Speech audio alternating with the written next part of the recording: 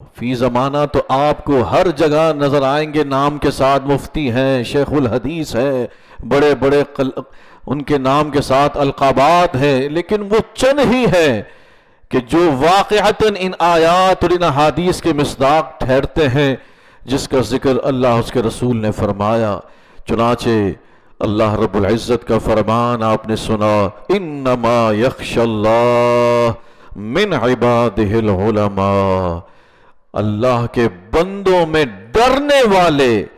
تقوی والے، پرہیزگاری والے، خشیت الہی والے وہی لوگ ہیں جنہیں اللہ نے علم کے زیور سے آراستہ فرمایا، جنہیں اللہ نے علم کی دولت عطا فرمائی۔ اس سے ایک بات تو یہ بھی پتہ چلتی ہے کہ بندہ اگر اپنے رب کا خوف زیادہ سے زیادہ چاہتا ہے تو وہ زیادہ سے زیادہ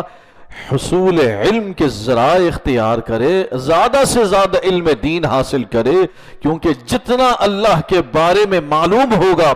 جتنی اس کی معرفت حاصل ہوتی چلی جائے گی، اتنا تقوی، اتنی خشیت الہی دل میں پیدا ہوگی۔ ایک شخص میرے سامنے کھڑا ہو، مجھے معلوم ہی نہیں ہو کہ یہ کون ہے، تو میں جب تک اس کی شخصیت سے اس کا تعارف ہی نہ ہو میرے سامنے،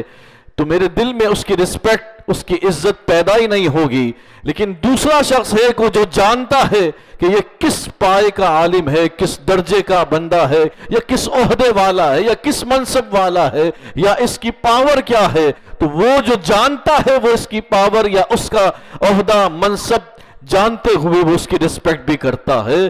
ایسے ہی ویسے ہی بالکل ہم اپنے رب کی جتنی ہم معلومات رکھیں گے، جتنا ہم اپنے رب کی معرفت حاصل کرتے چلے جائیں گے، اتنا اللہ دلوں کا تقوی عطا فرمائے گا۔ تو جہاں موقع ملے، ایک تو یہ ہے کہ باقاعدہ علم حاصل کرنا، ورنہ جہاں موقع ملے، درس و تدریس ہو، جہاں کورس ہو رہا ہو، جہاں کوئی پڑھنا پڑھانے کا سلسلہ ہو، وہاں پر بیٹھ کر علم دین ضرور حاصل کریں۔